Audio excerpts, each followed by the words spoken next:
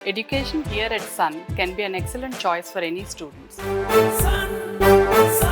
నమస్తే, welcome to Suman TV. నేను మీ సాయి.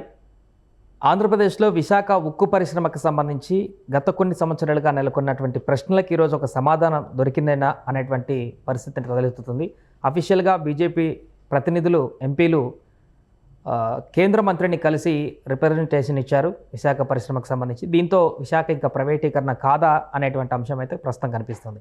దీనికి సంబంధించి మనం మాట్లాడదాం. మనతో పాటు Suman TV news chief editor Keshav గారు ఉన్నారు. కేశవ్ గారు నమస్తే. నమస్తే. సో మొత్తానికి అఫీషియల్గా బీజేపీ ఒక అడుగు ముందుకేసింది కాబట్టి ఇక విశాఖ స్టీల్ ప్లాంట్ అనేది ప్రైవేట్ పరం కాదు అనేటువంటి దాన్ని నమ్మొచ్చా? ఇంకా బీజేపీ 2 అడుగులు ముందుకేసింది. ఎందుకంటే విశాఖ ఉక్కు తెలుగువారి హక్కు అనేటువంటిది ఇప్పుడు నేను ఆంధ్రలో హక్కు అని అప్పుడు చెప్పారు. బట్ అప్పుడు ఆంధ్ర అంటే అంతా ఒకటి కాబట్టి ఆదిలాబాద్ నుంచి ఇటు నెల్లూరు వరకు అందరినీ మనం లెక్కేసుకున్నటువంటి పరిస్థితి ఉంది. అయితే అందరూ ఎక్కువ డిసప్పాయింట్ అయింది ఏంటంటే, ఒక మహారత్న కంపెనీగా ట్రాక్ రికార్డ్ ఉన్నటువంటి విశాఖ ఉక్కుని ప్రైవేటీకరణ చేయాలి అనేటువంటి ఆలోచన తెలుగు వాళ్ళకి ప్రధానంగా చాలా ఇబ్బందికరమైనటువంటి సందర్భంగా కనిపించింది. అది అయితే పొలిటికల్ అంశాలు అందులో ఎక్కువ ఉన్నాయి. దానిలో బీజేపీ నుంచి అధినాయకత్వం ఇచ్చిన క్లారిఫికేషన్ 2 అంశాలతో కూడి ఉంది.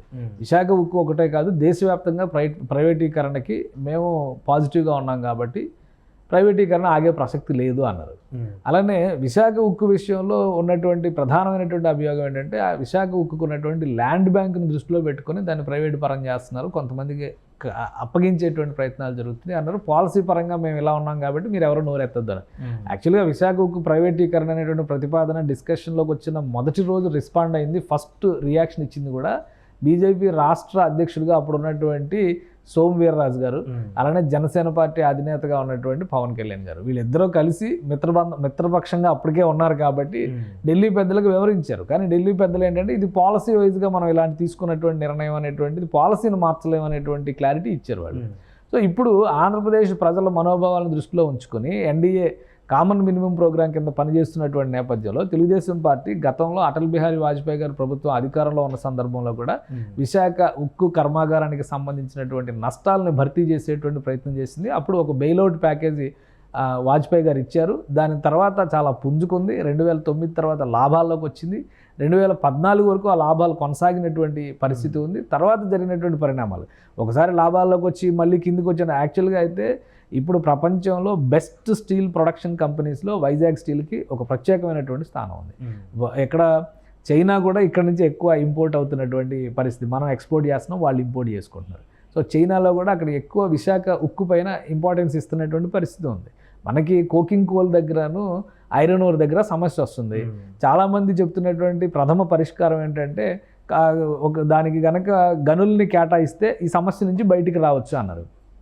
బట్ ఇప్పుడు 2 అడుగులు ముందుకు వేశారని నేను ఎందుకు అంటున్నానంటే, ఒక గనులని కేటాయించి ప్రభుత్వ రంగంలో దాన్ని నడిపించేటువంటి క్రమంలో పూర్తిగా ఆర్ఐఎన్ఎల్గానే దాన్ని కొనసాగించే కంటే సెయిల్లో విలీనం చేస్తే జరిగేటువంటి ప్రయోజనాలు ఇంకా ఎక్కువ ఉంటాయి. సో బీజేపీ రాష్ట్ర నాయకత్వం పురంధేశ్వర్ గారి ఆధ్వర్యంలో గనుల శాఖ, ముఖ్యంగా భారీ పరిశ్రమల శాఖ సహాయ మంత్రిగా ఉన్నటువంటి శ్రీనివాస్ వర్మ గారు ఆంధ్రప్రదేశ్ నుంచి ఎంపీగా రిప్రజెంట్ చేస్తున్నారు. పురంధేశ్వర్ గారు రాష్ట్ర బీజేపీ అధ్యక్షురాలుగా ఉన్నారు. సో వీళ్ళ నేతృత్వంలో నాయకులందరూ కూడా వెళ్ళి క్యాబినెట్ మినిస్టర్గా ఉన్నటువంటి కుమారస్వామి గారికి ఒక రిప్రజెంటేషన్ ఇచ్చారు. సెయిల్లో విలీనం చేస్తే కనుక దీనికి వచ్చేటువంటి ప్రయోజనాలను వివరించారు. సో ఇంత చరిత్ర ఉన్నటువంటి విశాఖ స్టీల్ ప్లాంట్, దాని బ్యాక్డ్రాప్కి సంబంధించి ఒక ప్రత్యేకమైనటువంటి ప్రజెంటేషన్, కవరింగ్ లెటర్ ఒకటే బయటికి రిలీజ్ చేశారు. బట్ ఒక ప్రజెంటేషన్ని పురంధేశ్వర్ గారు ఇచ్చారు. పురంధేశ్వర్ గారు ఇప్పటివరకు రాసినటువంటి లెటర్లు చాలా కన్స్ట్రక్టివ్గా రాశారు. సెంట్రల్ గవర్నమెంట్కి రాసినవి కానీ, ఎలక్షన్ కమిషన్కి రాసినవి కానీ, దాని రిజల్ట్స్ కూడా కనబడినాయి మనకి ఎన్నికల సమయంలో.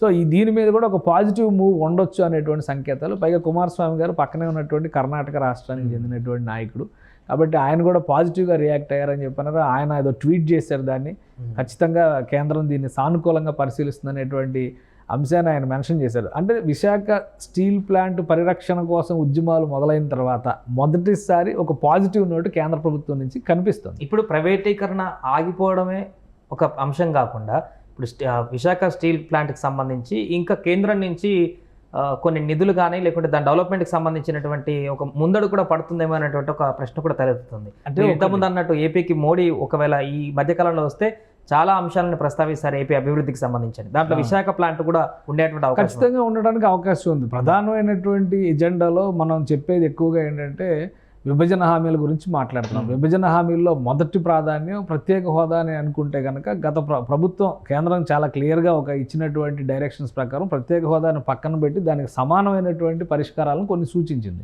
సో ఆ ప్రయారిటీస్ని మనం ముందు దృష్టిలో పెట్టుకొని చూస్తే పోలవరం జాతీయ ప్రాజెక్టుగా నిర్మాణం పూర్తి చేయడం, వెనుకబడిన ప్రాంతాలకి ఆర్థిక ప్యాకేజ్ ఇవ్వడము, అలానే రాజధాని నిర్మాణానికి సహకరించడం, ఆర్థిక లోటుని భర్తీ చేయడం, విశాఖలో రైల్వే జోన్ని కేటాయించడం. సో ఇవన్నీ కూడా కేంద్ర ప్రభుత్వం చేయగలిగేటువంటి అంశాలు. ప్రత్యేక హోదా అనేటువంటి అంశాన్ని మినహాయించి చూసినప్పుడు ఇవన్నీ కూడా కేంద్ర ప్రభుత్వం తలుచుకుంటే చేయగలిగేటువంటి అంశాలు. సో వాటితో పాటుగా విశాఖ ఉక్కు, ఎందుకంటే విభజన చట్టంలో కడపలో ఒక స్టీల్ ప్లాంటే కడతామని హామీ ఇచ్చింది కేంద్ర ప్రభుత్వం. సో కడపలో స్టీల్ ప్లాంట్ కట్టకపోగా విశాఖ ఉక్కు ఎత్తుకెళ్ళిపోతున్నారు అనేటువంటి విమర్శ చాలా ఎక్కువగా బీజేపీని వేధించినటువంటి సమస్య. దానికి రాష్ట్ర నాయకత్వం కూడా సమాధానం చెప్పలేకపోయింది. ఈరోజు సెయిల్లో అంటే స్టీల్ అథారిటీ ఆఫ్ ఇండియా లిమిటెడ్లో విలీనం చేయడం వల్ల సెయిల్కు ఉండేటువంటి ఉక్కు ఉత్పాదక సామర్థ్యం కూడా పెరుగుతుంది. అలానే సెయిల్కు ఉన్నటువంటి వివిధ ప్రాజెక్టులతో కలుపుకొని క్యాప్టివ్ మైనింగ్ అనేది సెయిల్ ఆధ్వర్యంలో ఉంది. కాబట్టి కొత్తగా క్యాప్టివ్ మైనింగ్ చేయాల్సినటువంటి అవసరం విశాఖ స్టీల్ కోసం చేయాల్సినటువంటి అవసరం ఉండదు. సో ఆ గనుల నుంచి రావాల్సినటువంటి ముడి సరుకు విశాఖ స్టీల్కి వస్తుంది. సో అక్కడ ఇప్పుడు ఉన్నటువంటి ఆర్థిక అంశాల్లో ఎక్కువ ఖర్చు అవుతుంది ఏంటంటే ఈ ఐరన్ ఓర్ తీసుకోవడానికి కోకింగ్ కోల్ దిగుమతికి సంబంధించే ప్రధానమైనటువంటి ఆటంకం. లేదంటే ఇప్పుడు ఉత్పాదకత చేస్తున్నటువంటి ఉక్కుని అమ్మితే బ్రేక్ ఈవెన్లోనే ఉంటుంది. విశాఖ ఉక్కు ఏం నష్టాల్లో ఉండదు, ఇంకా లాభాల్లోనే ₹1 లాభంలోనే ఉండే అవకాశం ఉందనేది ఎక్స్పర్ట్స్ చెప్తున్నటువంటి మాట. ఎప్పుడైతే అధిక ధరతో కోకింగ్ కోల్ కొనుక్కోవడం, క్యాప్టింగ్ మైనింగ్ లేకపోవడం వల్ల ముడి సరుకుని ఎక్కువ ధరలతో కొనుక్కోవాల్సినటువంటి పరిస్థితి రావడం వల్ల ఈ నష్టాలు కనిపిస్తున్నాయి. బుక్స్లో ఆ నష్టాలు రిఫ్లెక్ట్ అవుతుంది. సెయిల్ పరిధిలోకి ఇది వెళ్ళినప్పుడు ఈ రెండు అంశాలకి కూడా ఒకటే పరిష్కారం వస్తుంది. సో అలానే ఆ ప్రభుత్వ రంగంలోనే ఉండేటువంటి అవకాశం విశాఖ స్టీల్ ప్లాంట్ విస్తరణకి చాలా మార్గాలు ఉన్నాయి. దాని కెపాసిటీని 2015-16లో పెంచడానికి ప్రయత్నించారు. అలాంటి నిర్ణయం తీసుకోవడం వల్ల అది నష్టాల్లోకి వెళ్ళింది ఆ రోజు. సో ఈ అంశాలన్నీ ఉన్నాయి కాబట్టి పాజిటివ్ సంకేతాలు దానికి ఉన్నాయి. ప్రధానమంత్రి గారు ఒకవేళ ఆంధ్రప్రదేశ్కి వరాలు ఇచ్చేటువంటి జాబితాలో టాప్ 5 ఇష్యూస్ని కనుక లిస్ట్ అవుట్ చేస్తే విశాఖ స్టీల్ ప్లాంట్ను ఆదుకోవడం అనేది కూడా ప్రజలపైన ఎక్కువ ప్రభావం చూపిస్తుంది. ఎందుకంటే ఒక ఎమోషనల్ బాండింగ్ అనేది విశాఖ ఉక్కుతో ఆంధ్ర ప్రజలకి ఉంది కాబట్టి ఆ సెంటిమెంట్ని ఖచ్చితంగా బీజేపీ నేతలు గౌరవిస్తారనేటువంటి సంకేతాలు ఇస్తున్నారు. కాబట్టి రేపు ఆయన ఇచ్చేటువంటి వరాల్లో అది కూడా ఒక కీలకమైనటువంటి అంశం కావచ్చు. లేదంటే ఇది ఒక నార్మల్గా ప్రొసీజరల్గా జరిగేటువంటి వ్యవహారం కాబట్టి శాఖాపరంగా ఒక నిర్ణయం తీసుకుని ఆ నిర్ణయాన్ని అనౌన్స్ చేసినా కానీ మనం ఆశ్చర్యపోవాల్సినటువంటి అవసరం లేదు. ఎందుకంటే విభజన హామీలు ఇంకా చాలా ఉన్నాయి కాబట్టి దీన్ని ఒక చిన్న అంశంగా కూడా చూసే అవకాశం ఉండొచ్చు. బట్ ఏదైనా కానీ ఒక పాజిటివ్ సంకేతంగా విశాఖ స్టీల్ను పరిరక్షిస్తామని చెప్పని జనసేన పార్టీ అధినేత వెళ్ళి అక్కడ ఉద్యోగులతో సమావేశంలో కూడా పాల్గొని మరీ మాట ఇచ్చారు. సో కూటమిగా కలిసిన తర్వాత ఒక కామన్ మినిమం ప్రోగ్రామ్ ఉంటుంది. రాష్ట్ర ఎజెండాకి సంబంధించి, రాష్ట్ర సమస్యలకు సంబంధించి ఒక ప్రత్యేకమైన ఎజెండా ఉంటుందని చంద్రబాబు నాయుడు గారు, పురంధేశ్వరి గారు, పవన్ కళ్యాణ్ గారు చెప్పారు. సో ఆ దిశలో మనం చూసినప్పుడు చాలా తొందరగా ఒక పాజిటివ్ స్టెప్ పడినట్టుగా మనం చూడాలి. దీనిపైన ఎంత వేగంగా కేంద్ర ఉక్కు శాఖ నిర్ణయం తీసుకుంటుంది అనేది కూడా ఒక ఆసక్తికరమైనటువంటి అంశం. అది కనుక తీసుకుంటే ఆంధ్రప్రదేశ్ ప్రజలకి ఒక మంచి శుభవార్త విన్నట్టుగానే మనం అర్థం చేసుకోవాలి. రైట్. సో అది మొత్తానికి విశాఖ ఉక్కు సంబంధించినటువంటి ఒక పాజిటివ్ సంకేతం కనిపించింది. బీజేపీ నేతలందరూ కూడా కేంద్ర మంత్రి కుమారస్వామికి అక్కడ రిప్రజెంటేషన్ ఇవ్వడం జరిగింది. తద్వారా ప్రధాని మోదీకి కూడా ఈ విషయాన్ని తెలియజేస్తున్నట్టు కుమారస్వామి కూడా చెప్పడం జరిగింది. ఏదేమైనా కూడా విశాఖ ఉక్కుకు సంబంధించినటువంటి ఒక గుడ్ న్యూస్ అయితే తొందరలోనే కేంద్ర ప్రభుత్వం నుంచి వచ్చేటువంటి అవకాశం అయితే కనిపిస్తోంది. సుమన్ టీవీలో మీ పర్సనల్ అండ్ బిజినెస్ ప్రమోషన్స్ కోసం కింది నెంబర్కి కాంటాక్ట్ చేయండి.